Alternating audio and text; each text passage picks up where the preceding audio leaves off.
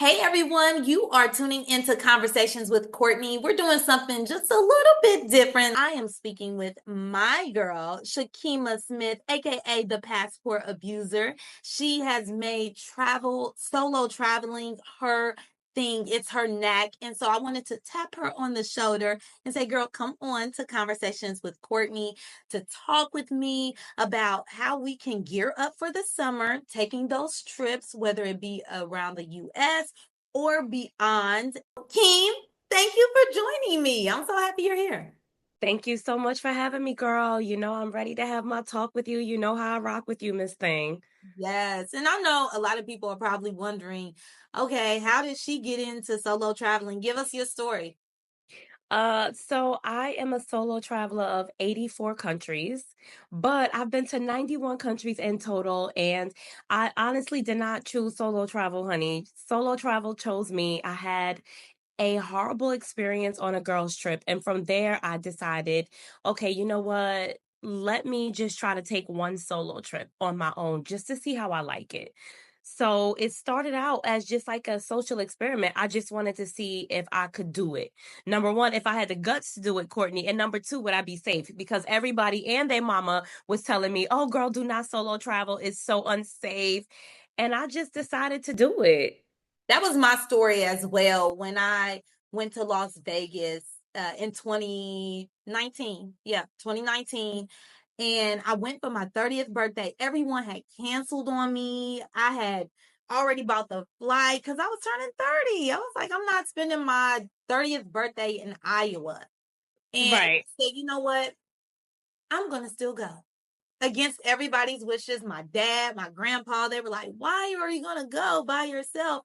And I think everyone needs just one solo trip.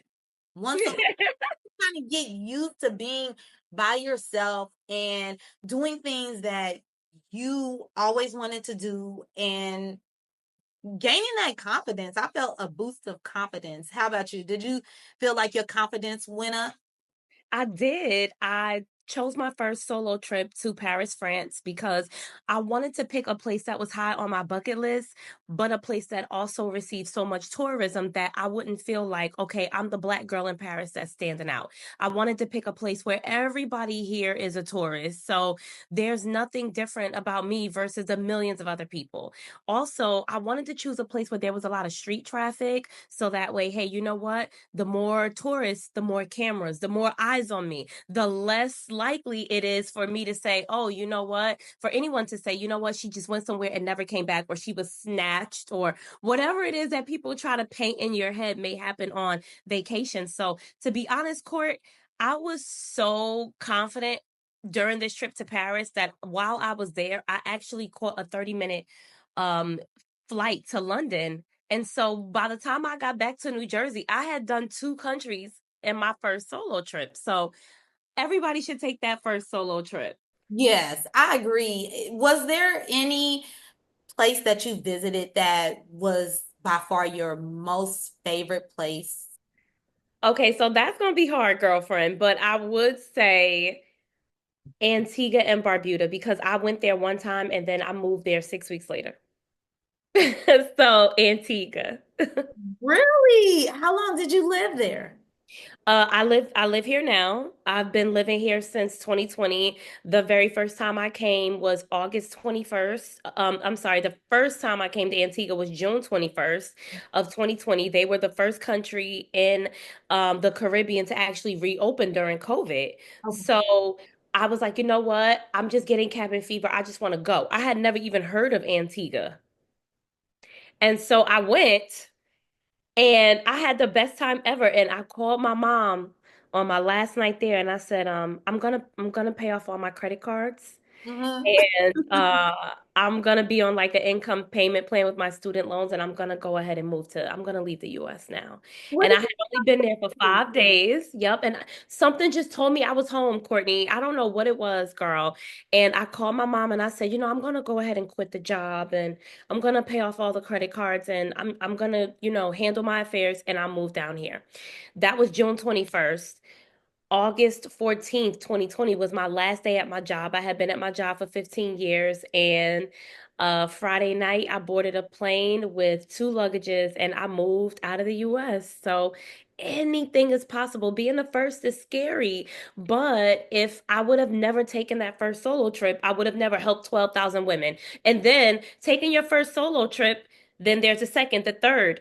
At some point, you're visiting these countries and you're like, you know what? I'm so detached from the United States. I think I'm ready for this next step in my life, which is actually having a life for myself outside of America. So take the first solo trip. Guys, to all the listeners, take the first solo trip because you never know where it will lead you. That's true. Oh my goodness, that's inspiring. My cousin and I, we were actually speaking about this when I was getting my hair done. I said, "Oh my gosh, I just want to move out of the country. I just want to do something different." But, as you're talking, you're like, "Oh, could I really even do that?" Like that just seems so far-fetched for some people to just get up and go. But I am inspired by that story. How do you like Antigua? I absolutely love Antigua. I'll be honest, as a person who is born and raised in New Jersey, like as a black woman in her 40s, very American, very Jersey-like, it does sound very far-fetched. Like, what do you mean live out America? This is all I know. Until you actually go somewhere and you feel a spark with the local culture. And you're like, you know what? This is gonna be my way of life. And I think that it sounds so awkward that we can live outside of the US, but it's only because we haven't actually, whenever we visit places, Courtney, I don't know about you, but if I go to Cancun, if I go to the Bahamas, I'm not thinking about living there. I'm not even in the mindset of living. I am a tourist. I'm on vacation. I'm supposed to be served alcohol and drinks and food all weekend. I'm here for the to live in the lap of luxury, right? So you come with your vacation hat on. Courtney, I went to Antigua and something just said, "You're home." And I felt the same feeling as I do like when I'm walking down the street in New Jersey. Like something just said, something felt very familial about me being in Antigua. And I said, you know what? Let me live like a local. So I checked out of my hotel. I found an Airbnb. I ditched the driver and I said, let me drive on the side of the left. I don't even know how to drive on the left. They do that in London. Like, I don't know. I don't know that. I'm a Jersey girl, you know? So I just say all that to say, Court, everything was foreign, but it felt good. And at each day went by and I said, I am lucky enough to have a remote situation because most people, with the remote job, you need a remote job if you're gonna live abroad. And I said, I'm so happy. I'm so blessed that the Lord has blessed me to the point where I actually don't have to report into work. So if I don't want it to be winter and snow, I don't have to actually see that.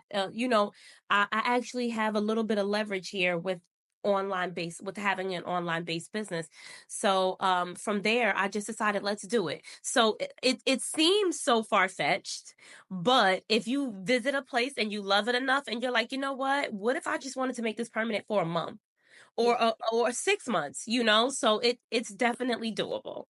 Yeah, I'm getting so much motivation to just make the jump. I have visited Canada. I've gone to the Bahamas twice. I My most recent trip was to Jamaica. I And love Jamaica. I went to Puerto Rico and I just loved every place that I visited. But you're right. Sometimes when we go to those islands and those countries, we're in vacation mode. And then we move there, it's like, no, you got to go to work. You can't sit on the beach all day. You got to go to work. So that was my purpose in asking, like, how is it? Because it can be so much different. It can. It's different in a good way. Since I've lived in Antigua in 2020, I've actually changed as a person. Being from New Jersey, you're part of the Northeast. So everything is yesterday. Okay. When New Yorkers, New Jersey, when we say now, what we meant was yesterday. Yeah. You know, and Court, going from such a fast-paced lifestyle to living in Antigua has been quite the adjustment, but it's been the best decision that I've made for my mental health because being from New Jersey, it's kind of until you live in another country, you don't realize some of the trauma that you may have as a Black person that's grown up in the United States. So, I feel that my life is different, but it's different better. So when I wake up in the morning, the sun rises every morning at 6:30 a.m. So I go to the beach from 6:30 a.m. to meditate on the beach until about maybe 11 o'clock. And then I'll grab a smoothie off the side of the road, coconut, off the side of the road.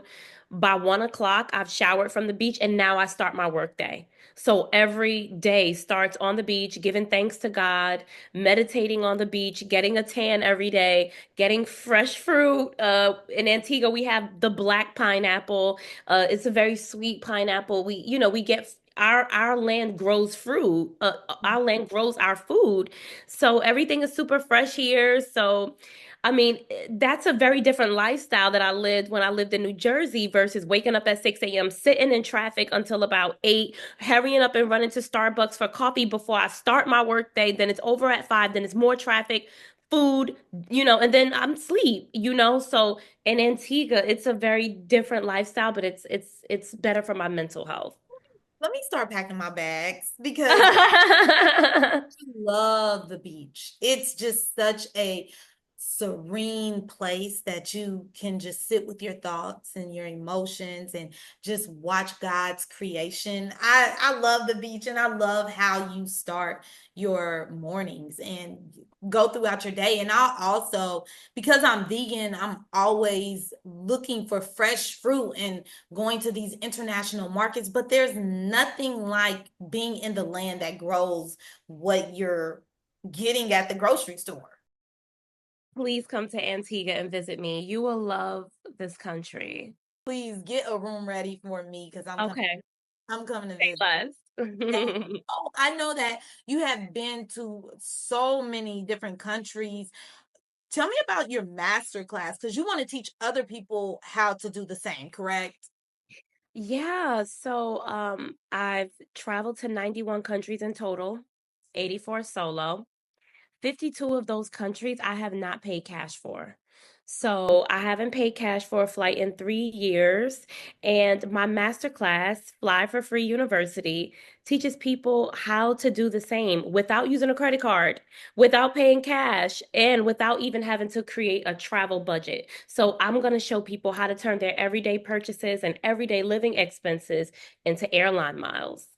Nice. So there are some perks that come along with having different membership with airlines. Is that what you're saying? Yeah, that's exactly what I'm saying. So most of the time when I tell people, hey, I haven't paid cash for a flight in 3 years, they're thinking, oh, you must use your credit card. And I'm like, no, that's not it. It's basically turning your everyday purchases into airline miles. So let's say, for example, every day you get up, you drive yourself to and from work. Mhm. Well, American Airlines has a partnership with Shell gas station where each and every time you get gas, American Airlines is going to give you 3 airline miles per gallon. Now, let's say it costs you, I drive a Porsche when I'm in America. Mhm. It costs me about $120 to fill up this Porsche every week. So if that translates into 40 gallons of gas each week, that's 160 gallons of gas that I'm purchasing a month Okay. times 3 airline miles, right? Because you're going to get 3 airline miles from American Airlines per dollar. So let's say that's, I don't know, 480 miles Mhm. from American Airlines that I'm getting every month just by getting gas. You were going to get the gas anyway, right? Like So you might that was get already the a benefit. part of it, Yeah. right? And so you don't need a credit card. You just go head over to Google and you say American Airlines fuel reward system and you link your American Airlines frequent flyer number and that's it. And then every time you go to Shell, whatever debit card or credit card that you put on file, you use that to pay for your gas. So you don't need a credit card. So you can use your Fifth Third debit card. It doesn't matter. You can use your Santander debit card, but you were gonna get the gas anyway. Why not get the airline miles, right? So Right. I always tell people like I've helped people earn 1 million airline miles without having to use a credit card or without having to put any money aside. You don't have to put any money aside to travel the world with all the miles that you got from buying gas. You use you purchased the gas and you got the miles just as an add-on. So there are so many different ways that people are missing out on earning airline miles that they don't even know it. And I think that's the thing. We all are like, how are people traveling, paying bills, and doing all of these extravagant things? And you're like, do you work, or like how is it that you're being able to do all of these fun, extravagant things and not going broke behind it, and not going into debt behind it? Because I think the ideal is people believe that you're probably going into debt over it, or you're just, you know, who knows, saving really Exactly. good. Right, exactly. I always tell people, like, if you see me in Dubai one week and then you see me in Tokyo one week, honey, my trip to Tokyo was $6. Mhm, And people are like, how are you going to Tokyo for $6? And I'm like, okay, go over to skymilesdining.com. mhm. Delta Airlines is going to give you 1,000 airline miles just for eating out and making a reservation through their website. And you don't need a credit card. And when you want to go have Sunday fun day with your girls in Houston, or if it's bottomless brunch in New York, or whatever it is that you're doing, or you're solo tripping in Vegas, every time you go to eat out, Delta Airlines will give you 1 mile per dollar. You were already going to the restaurants anyway. You and your friends already go to brunch anyway. It's already somebody's birthday anyway, right? So what Right. I do is whenever I go out with my girls, I'll make the reservation through skymilesdining.com. When we go out to eat, I pay and I tell everybody, oh, just tell me everybody, I'll do it, make the bill easier. But really, I just earned 1,000 airline miles. You smart. So I didn't have to pay with a credit card. I didn't have to save money to, go to Japan or for $6. No, I didn't have to worry about creating a travel budget or, none of that. It's an everyday purchase. We were already going to celebrate Dev's birthday. It doesn't matter. Like Yes. I'm paying a bill. Everybody's selling me. I earned 1,000 miles through Delta Airlines, and that's going towards my next flight. So you don't have to pay cash to go to Bali. Your everyday things already got you that trip to Bali. You just don't know that. And that's what I'm here for. I love that. So, okay, people now they are out of their comfort zone and they finally purchase the flight. They get there. And we're talking about just solo. We're not talking about Okay. with family and friends, just solo. They're there. What do they do? Because I know when I got to Vegas, I was like, now is not the time to go into your shell, Courtney. Start thinking of the things that you would love to do. So I ended up getting a bus tour and just creating a list of different things I should see and would love to go see, and did everything. Was not limited by anything that I wanted to do. But when you're going across the country, or overseas, what kind of advice do you give people to not hide in their shell and not be afraid to do different things? Yeah, that's a really, really good question. So the first thing is whenever I plan a trip, I always think about all the things that I want to do there and I go with whatever country actually has the most things to do. So Okay. let's say I'm just being very random to prove a point, right? But let's say you're thinking about going to Asia for your first solo trip. Would you go to Laos, a country that nobody's really heard of? Or would you rather go to Bali or Dubai, right? Where it looks like they have so much tourism that it would be more for you to do. So whenever I'm planning a solo trip, not now because I'm 91 countries in, right? So now all of my countries are starting to be very boring, right? Because I'm almost at 100. So it's like, girl, like, are you going to like Mauritius? Like, where is that, right? Like, so the thing that I would say to all my solo travel girlies and my solo travel gents is pick a country that you know that they receive a lot of tourism because you know that there's going to be more to do. You know that you'll be less dependent on Google Translate to kind of like help you navigate things because everybody wants that green American dollar. So they're going to speak enough English to get your money, of course, right?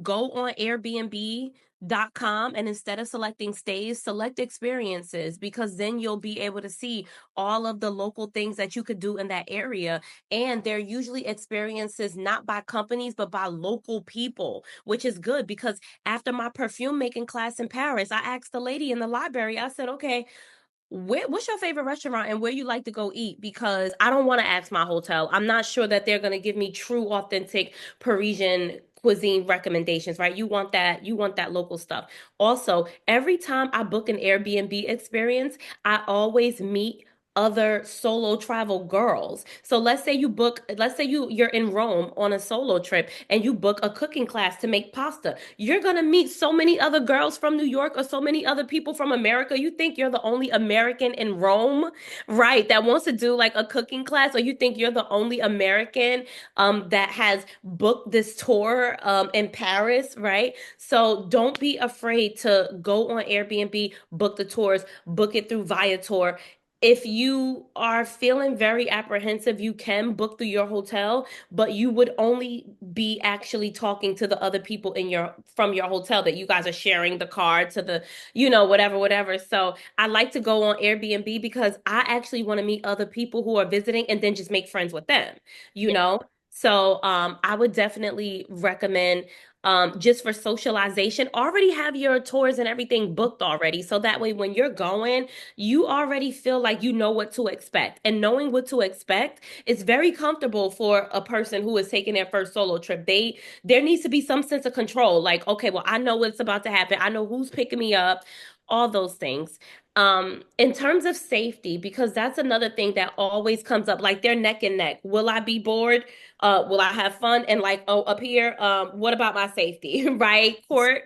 Yeah. Um, so the number one thing, Thing that I was going to ask you about, like how to right?